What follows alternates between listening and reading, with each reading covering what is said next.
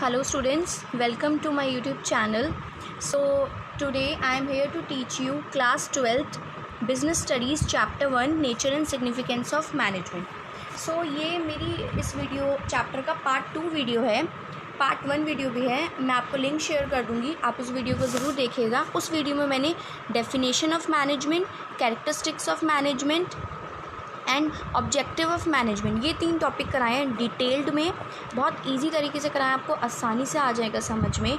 और देखो, business study एक ऐसा सब्जेक्ट है, इसमें थ्योरी है, तो आपको लगेगा कि ये बहुत मुश्किल है, हमें लर्न करना पड़ेगा, but it's not like that. ऐसा नहीं है कि आपको लर्न ही करना पड़ेगा. अगर आप समझोगे, इट्स लाइक कॉन्सेप्ट. तो मैंने बहुत अच्छे तरीके से समझाया उस वीडियो में, देखना मत भूलिएगा. एंड अगर आपको मेरी वीडियो पसंद आती है तो ज़रूर वीडियो के एंड में like and subscribe my channel. Okay, so अब हम आते हैं इस वीडियो पे. सो अब हम पार्ट 2 में मैं आज आपको कराऊंगी importance of management, nature of management, levels of management and functions of management. तो आज हम ये 4 टॉपिक करेंगे एंड आई विल बेट कि वीडियो के लास्ट तक आपको लगेगा कि येस, मैम ने बहुत अच्छे से कराया, बहुत अच्छे से आपको समझ आएगा. सो अगर पसंद आए तो ज़रूर लाइक करना एंड शेयर करना माय वीडियो. सो अब हम पहले देखेंगे इम्पॉर्टेंस ऑफ मैनेजमेंट. वैसे तो मैनेजमेंट के बहुत से इंपॉर्टेंस होते हैं, लेकिन हम जो मेन है जो आपको एग्ज़ाम में लिखने वही करेंगे. First one is development of society. Okay, तो ये वाली चीज़ हमने पार्ट 1 में भी देखी थी कि कैरेक्टरिस्टिक्स में कि जो मैनेजमेंट है वो सोसाइटी की भी डेवलपमेंट करता है. मैनेजमेंट सिर्फ ऑर्गेनाइजेशन के लिए नहीं होता है, आपकी सोसाइटी के लिए भी होता है ऑब्वियसली. और सोसाइटी की डेवलपमेंट कैसे करता है management? Good quality products provide करता है, रीज़नेबल प्राइसेस पे प्रोडक्ट्स देता है, और न्यू टेक्नोलॉजी अडेप्ट करता है. जैसे कि न्यू टेक्नोलॉजी आई है तो न्यू टेक्नोलॉजी की मशीन्स लेके आएंगे अपनी ऑर्गेनाइजेशन में और उससे प्रोडक्शन कराएंगे. एम्प्लॉयमेंट अपॉर्चुनिटीज़ एक ऑर्गेनाइजेशन को ज़रूर प्रोवाइड करनी है सोसाइटी के लिए, ताकि न्यू एम्प्लॉयमेंट होए और न्यू लोगों को जॉब्स जॉब्स मिले. यस, और हर ऑर्गेनाइजेशन को ऐसे पाथ पे चलना है जिससे ग्रोथ और डेवलपमेंट हो सोसाइटी की. सो फर्स्ट आपको समझ आ गया कि मेनली मैनेजमेंट क्यों इंपॉर्टेंट है, क्योंकि डेवलपमेंट ऑफ सोसाइटी हो रही है इससे. नेक्स्ट क्या है? अचीविंग पर्सनल गोल. मैनेजमेंट सिर्फ ग्रुप गोल्स के लिए नहीं है, ऑब्वियसली सी बात है. मेन तो क्या होता है? ग्रुप गोल. लेकिन कोई भी एम्प्लॉय किसी भी ऑर्गेनाइजेशन में आता है और वहाँ की जो मैनेजमेंट टीम है वो उस एम्प्लॉय को पर्सनल गोल के लिए भी हेल्प करती है. यस, तो मैनेजमेंट एम्प्लॉय के पर्सनल गोल को फुलफ़िल करने में भी हेल्प करता है. कैसे हेल्प करता है पर्सनल गोल को फुलफ़िल करने में? मतलब ऑर्गेनाइजेशन में उसको न्यू टास्क मिलते हैं, प्रमोशंस मिलते हैं और इंक्रीमेंट्स मिलते हैं, तो उससे एम्प्लॉय मोटिवेट होता है और वो आगे न्यू चीज़ें सीखता है. Yes, next is dynamic environment. Management एक डायनेमिक इन्वायरमेंट में ऑर्गेनाइजेशन को अडेप्ट करने में हेल्प करता है. So it is most important because जो इन्वायरमेंट है वो कॉन्स्टेंटली चेंज करता रहता है, कॉन्स्टेंटली चेंजिंग होता है, और मैनेजमेंट उस कॉन्स्टेंटली चेंजिंग इन्वायरमेंट में हेल्प करता है ऑर्गेनाइजेशन को फिट होने के लिए. यस, जैसे कि अब कॉन्स्टेंटली चेंजिंग इन्वायरमेंट में क्या क्या चीज़ें आ जाती है? Political environment, yes, legal environment, technological environment, economical environment. अब टेक्नोलॉजिकल इन्वायरमेंट में क्या आ गया? जैसे कि मशीनरी चेंज हो गई या कोई न्यू सॉफ्टवेयर आ गया तो उसके अकॉर्डिंग वर्क कराना. जैसे कि अब हम लेटेस्टली क्या हो रहा है कि पेपर वर्क हम कम कर रहे हैं और अकाउंट्स में ज़्यादा यूज़ कर रहे हैं, डीमैट अकाउंट यूज़ कर रहे हैं. यस, सो सब कुछ सॉफ्टवेयर्स पे हो रहा है, तो वो ऑर्गेनाइजेशन को मैनेजमेंट हेल्प करता है उस डायनेमिक इन्वायरमेंट में एडजस्ट करने के लिए. यस, ग्रुप गोल्स तो मेनली है ही, हमारी डेफिनेशन में भी है मैनेजमेंट की, कि मैनेजमेंट ऑर्गेनाइजेशन के ग्रुप गोल्स को अचीव करने में हेल्प करता है. वो कोई भी ऑर्गेनाइजेशन का गोल हो, जैसे कि प्रॉफिट अर्न करना, ज़्यादा गुडविल अर्न करना, यस, रेवेन्यू अर्न करना, तो मेनली उन गोल्स को अचीव करने में हेल्प करता है. इंक्रीजेज एफिशिएंसी बढ़ाता है, ये हमने डेफिनेशन में भी पढ़ा था. एफिशिएंसी कैसे बढ़ाता है मैनेजमेंट? कैसे बढ़ाता है एफिशिएंसी? कि ऑर्गेनाइजेशन में कम रिसोर्सेज यूज़ करके with in given period of time help करता है ऑर्गेनाइजेशन की मैनेजमेंट. यस, अगर आपकी ऑर्गेनाइजेशन में मैनेजमेंट अच्छे से है, सब कुछ अच्छे से है, तो आपकी कॉस्ट कम लगेगी और आपकी प्रोडक्टिविटी ज़्यादा होगी। सो अ मैनेजर, गुड मैनेजर क्या करेगा, रिड्यूस करेगा कॉस्ट को और इंक्रीज़ करेगा प्रोडक्टिविटी को। और वो सब कुछ वो कैसे करेगा, through better planning, organizing, directing, staffing and controlling. और यही मैनेजमेंट के फंक्शंस हैं।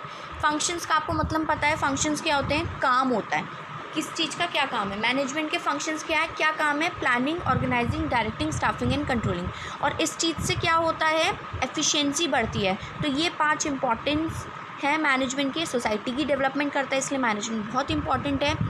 पर्सनल गोल्स को अचीव कराता है, इसलिए मैनेजमेंट बहुत इंपॉर्टेंट है। डायनेमिक ऑर्गेनाइजेशन, डायनेमिक इन्वायरमेंट में अडेप्ट करने को हेल्प करता है ऑर्गेनाइजेशन के लिए, इसलिए मैनेजमेंट बहुत इंपॉर्टेंट है। ग्रुप गोल्स अचीव कराता है, इसलिए मैनेजमेंट इंपॉर्टेंट है। और एफिशिएंसी बढ़ाता है, इसलिए मैनेजमेंट इंपॉर्टेंट है। तो ये 5 हमारे इम्पॉर्टेंस हैं। अब आप अगर ये भूल जाओगे एग्ज़ाम में, तो इसके लिए मेरे पास आपके लिए एक ईजी तरीका भी है। आप इसको एक फॉर्म में याद कर सकते हो, जैसे कि DADGI।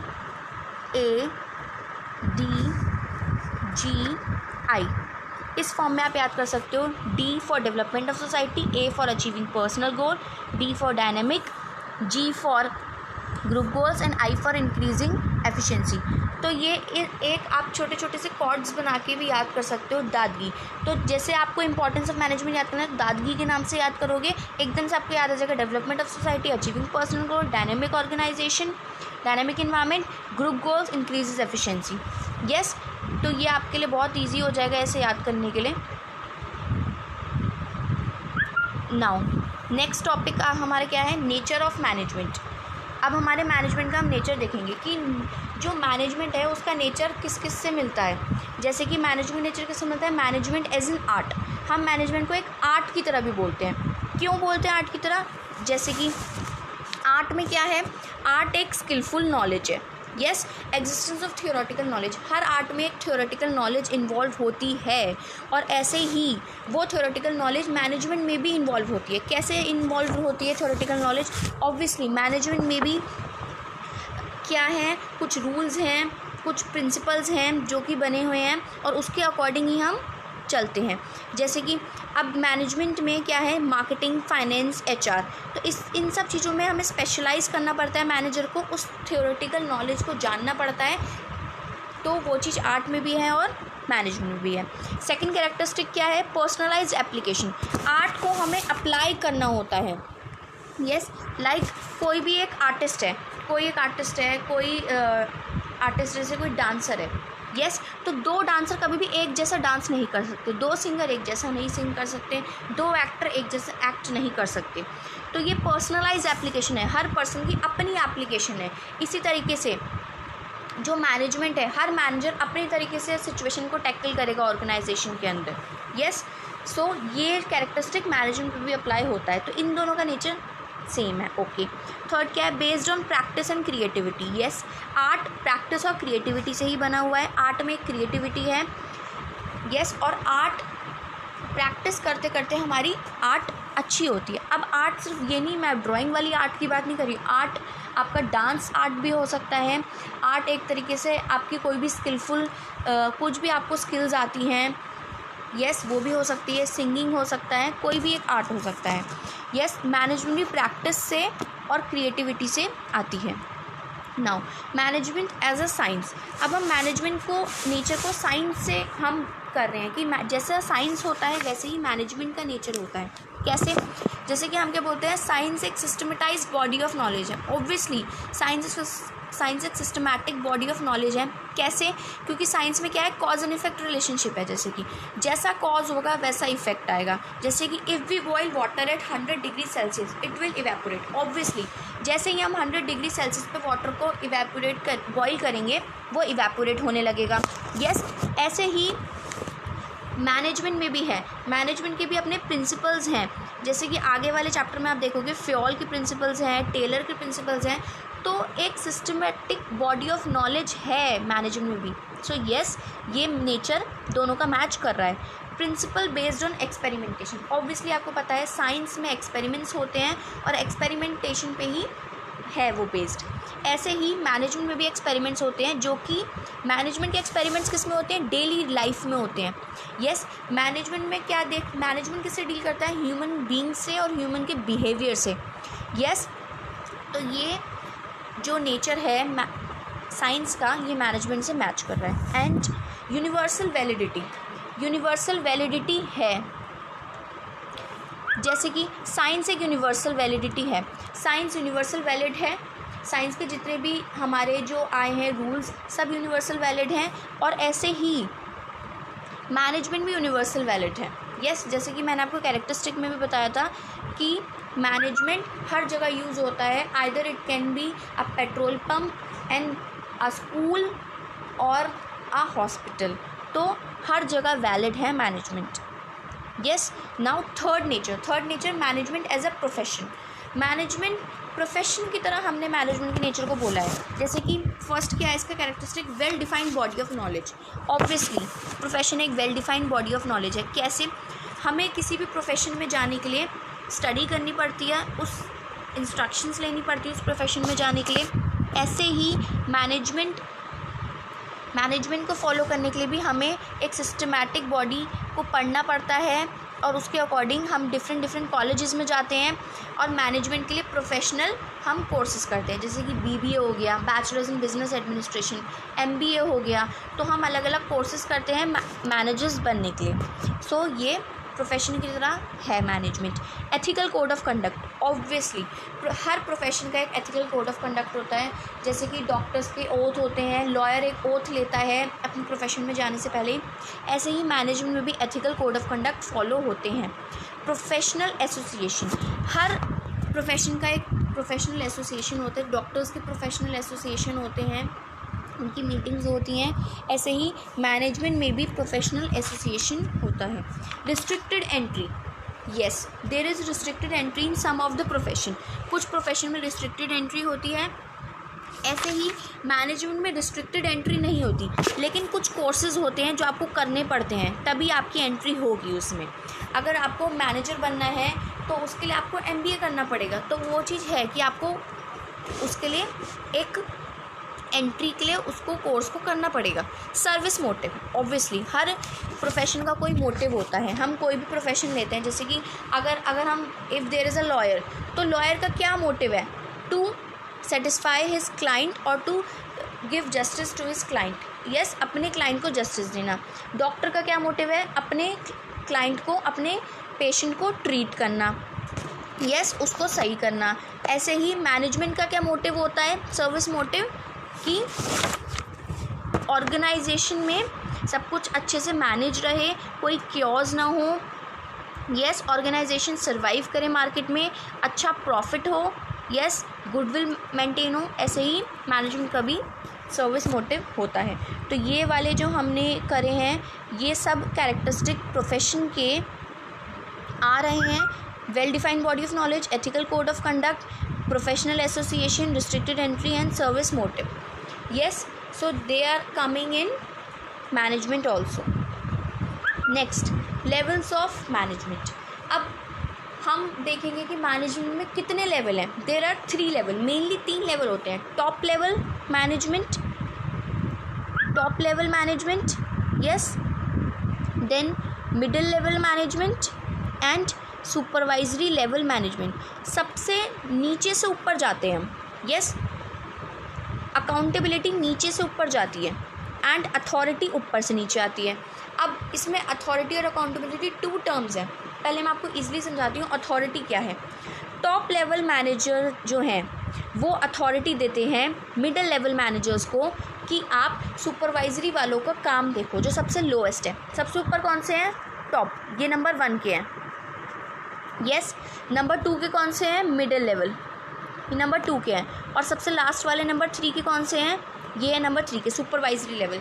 Number 1 top level, number 2 middle level managers, number 3 कौन से, सुपरवाइजरी लेवल मैनेजर्स। ओके, अब टॉप लेवल वाला जो मैनेजर है वो मिडिल लेवल वाले मैनेजर को अथॉरिटी देगा कि आप जो नीचे वाले सबसे लोएस्ट वाले मैनेजर्स हैं उनका काम देखो, जो सबसे लोएस्ट वाले वर्कर्स हैं उनका काम देखो। तो अथॉरिटी ऊपर से नीचे जाती है, यस। अब अकाउंटेबिलिटी क्या है? अकाउंटेबिलिटी मतलब अकाउंटेबल होना, उस काम के लिए अकाउंटेबल होना। अब टॉप लेवल मैनेजर्स ने मिडिल लेवल मैनेजर्स को काम दे दिया कि आप सबसे लोएस्ट जो मैनेजर्स हैं, सबसे लोएस्ट जो वर्कर हैं, उनका काम देखोगे, तो मिडिल लेवल मैनेजर अकाउंटेबल हो जाएगा टॉप लेवल मैनेजर को। टॉप लेवल मैनेजर उससे पूछेगा कि कैसा काम रहा, फैक्ट्री में कैसा रहा, फैक्ट्री वर्कर्स ने कैसा काम किया, तो वो अकाउंटेबल है उसको रिप्लाई देने के कि ये सर ऐसा ऐसा काम हुआ, आज इतनी प्रोडक्शन हुई, आज ऐसा हुआ। ओके, तो दिस इज़ अकाउंटेबिलिटी। अथॉरिटी क्या हुई? ऊपर वाले ने पावर दे दी, टॉप लेवल मैनेजर ने पावर दे दी नीचे वाले को कि आपको मैं ये पावर दे रहा हूँ, आप इनका काम देखो। अब नीचे वाला क्या हो जाएगा? अकाउंटेबल हो जाएगा टॉप वाले को कि ठीक है, अब वो उसको रिपोर्ट देगा। तो रिपोर्ट देना मतलब अकाउंटेबिलिटी, उसको जवाब देना पड़ेगा कि सर ऐसा ऐसा हुआ है, इतना काम हुआ है, इतनी प्रोडक्शन हुई है। Okay, now top level managers हमारे कौन से हैं? जैसे कि board of director, chairman, CEO, yes, chief financial officer, chief executive officer, chief operating officer, vice president, जो ऊपर वाले आते हैं, these are top level managers. Middle level managers कौन से हो गए? जैसे कि हमारे जो नॉर्मल हम जैसे जाते जॉब में, marketing manager, sale manager, executive officer, purchase manager, production manager, these are the middle level managers, yes. And supervisory में कौन से आते हैं? जैसे कि supervisors, superintendent, foreman, section officer, clerk, sub department executive officer. Executive वाले भी सुपरवाइजरी में आते हैं। और मिडिल में कौन से आते हैं? Sales manager, executive officer, yes, plant superintendent, so they will come in middle. And top में तो आपको पता ही है, CEO, CFO, yes, board of director, chairman.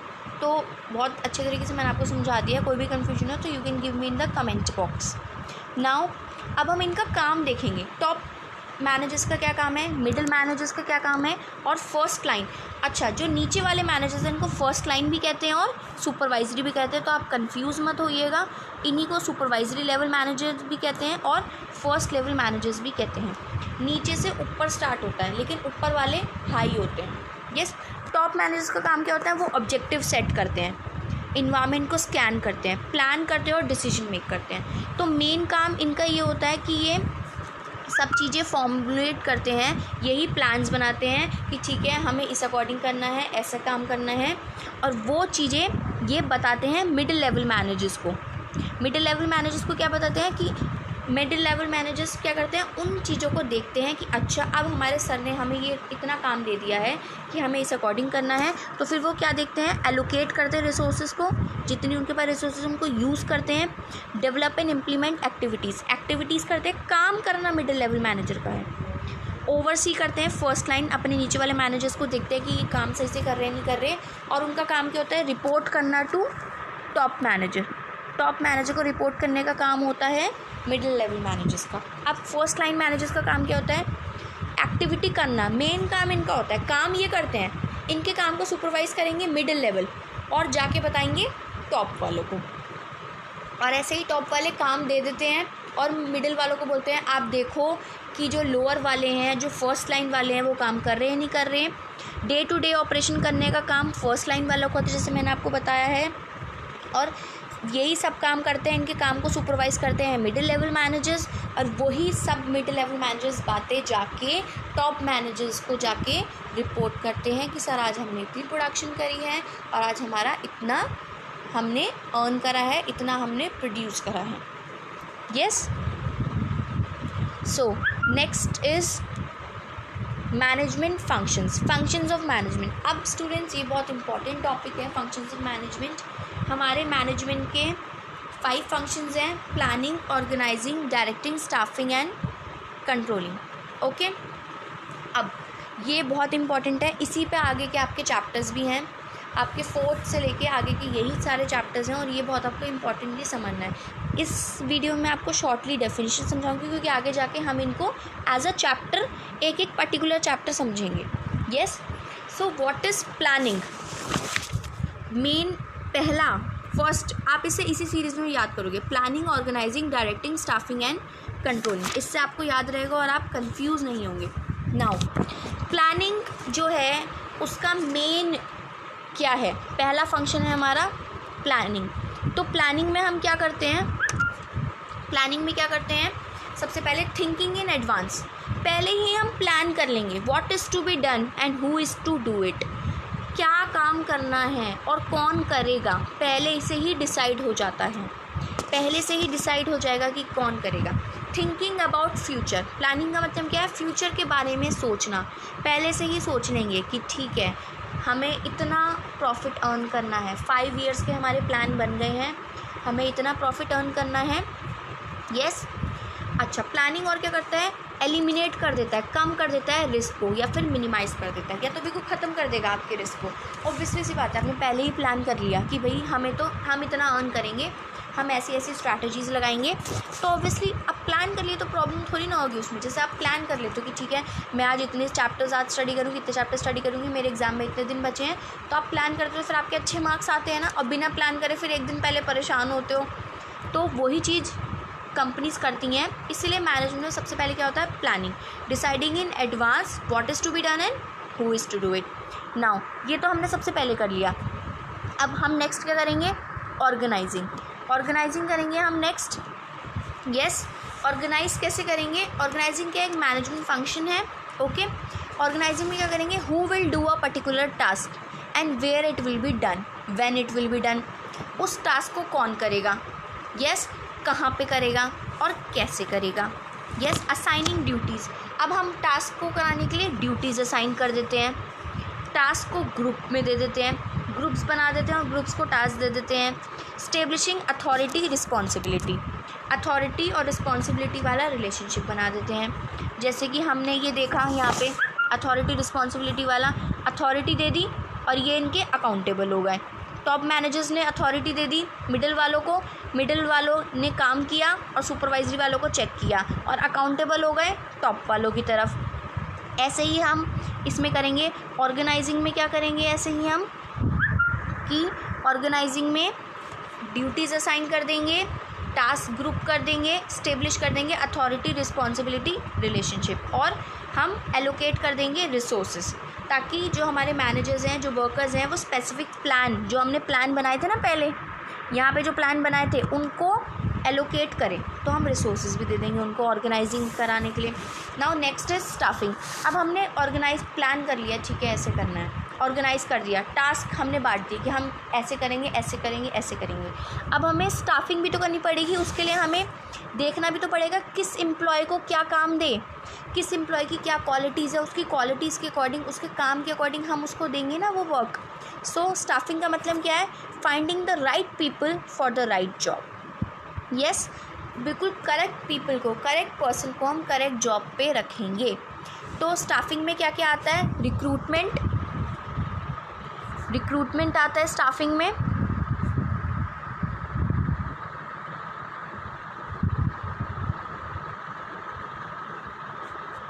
Recruitment आएगा। यस। और क्या क्या आएगा?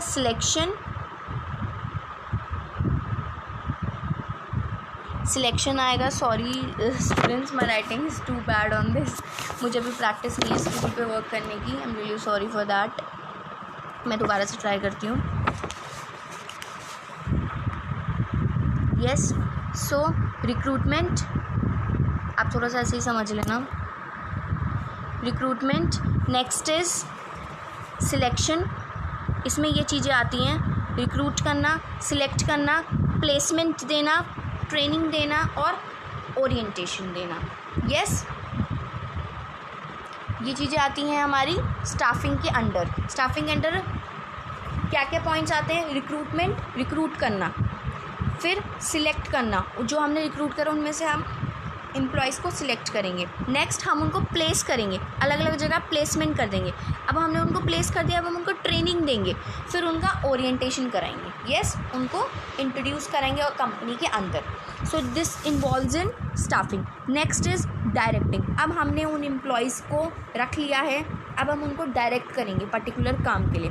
कैसे डायरेक्ट करेंगे? हम उनको लीड करेंगे, यस, सुपरवाइज़ करेंगे, मोटिवेट करेंगे, उनसे कम्युनिकेट करेंगे। सो इसमें क्या क्या आता है? Supervision, motivation, leadership and communication. तो ये 4 की एलिमेंट्स हैं डायरेक्टिंग के। डायरेक्टिंग में हम क्या क्या करते हैं, लीड करेंगे, उनको सुपरवाइज़ करेंगे, हम उन एम्प्लॉयज़ को मोटिवेट भी करेंगे काम करने के लिए, हम उनसे कम्युनिकेट भी करेंगे और उनको लीड भी करेंगे। ये 4 पॉइंट्स हैं, मेन एलिमेंट्स इन डायरेक्टिंग।